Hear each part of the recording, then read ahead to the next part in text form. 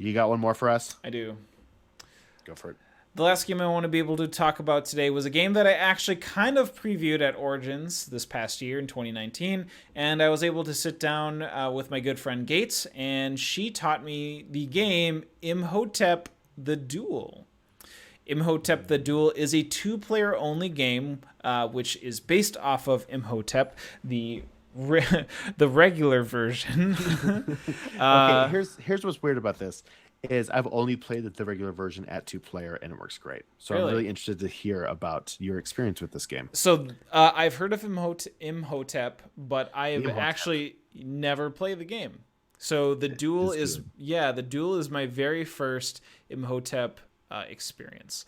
So what this game is, it is not necessarily even a worker placement game, but you are given 4 pawns and you're given like this super long like scoring board. All right, like it legitimately I think is like 3 feet long, because everything is super large. I'm trying to find a picture of it so I can show you guys, but you are given like again this board and you're given these meeples, and then you have this little 3x3 grid, and in this 3x3 grid is where you can place 4 pawns that go into this like 3x3 grid, and then bordering the top and right sides or the top and left sides or whatever is, however you want to be able to view it, are these boats.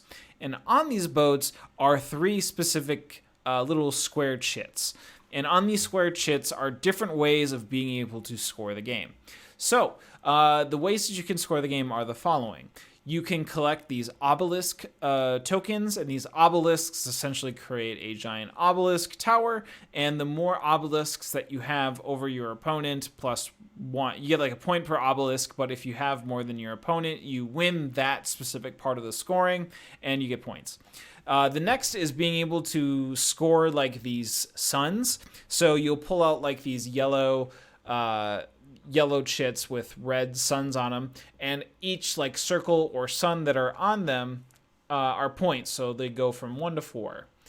Let me do this Imhotep the Duel picture. So for those who are listening, we are doing this in front of a live digital audience, but we don't advertise it very well lately. So we are, but come join us on our stream as we do this live. It's very Yay. fun and Boom. very enjoyable. Here we go. There's a good picture of it. It'll come up on screen here shortly. So you have, again, like the direct scoring points, but then you also have these pyramids. You have like light brown pyramids and dark brown pyramids. And what you do is like kind of like set collection. You score 3, then 2, then 1. And the more that you have, the more points you get. And then you have, there's one more item that you can get. Thank you in the chat for posting images for us. Thank you, sir. Thank you. And then there's that, and then you have like little tokens. So there's like these blue tokens that also exist in the game that allow you to do special actions that allow you to kind of like break the rules of the game. So what you do is you place, again, once per turn is very simple. You place the pawn of your color into one of these spots, and then your opponents will do the same. And what happens is that when there are 2 that are adjacent, there is an extra action that you could take during your turn that allows you to sail a boat. So these boats are full of goods, and then when you take the action to sail a boat, that's when you actually receive those goods. But when you do that, your opponent might also as well receive some of the boats. So starting from like the top, working your way down to the bottom, the person that is like closest to the boat will get like the first thing, then the second in that line will get the second thing, and the third will get the third thing. And so you kind of divvy it up as such. So it's like this tug of war of these pawns that exist, that you start putting your pawns into areas, and you want to be able to like, put your pawn in a straight line so you can get everything on the boat, but then your opponent is doing the same. And so there's like this race of being able to like, if there's a certain thing that you're really gunning for, you can try to go for that.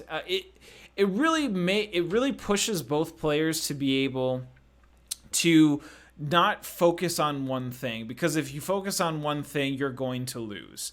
The person that kind of spreads it out and is like able to really kind of get a good smattering of everything is the person that is going to win the game. And that is like what Imhotep the Duel is you play until all of the pieces have been distributed, you count up all the points, and then that's the end of the game.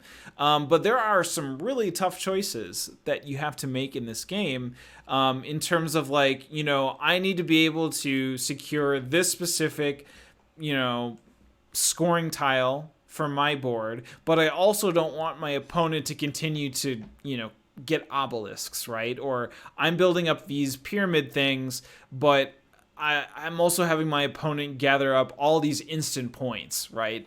Oh shoot, that was the other thing you can pick up. You can pick up like these Sphinx heads. So the Sphinx heads are labeled 1 through 12, and what you do is you pick them up, and it's a certain number. You place them in like the sarcophagus, and if you can get like a set, is it a set? It's a run. If you get a run of 4, that's like a boatload of points. So if you can get like 4, 5, 6, 7, or 1, 2, 3, 4, or 12, 11, 10, 9, right? You can also, score points that way. So you're also looking out for these Sphinx heads that can do the same thing.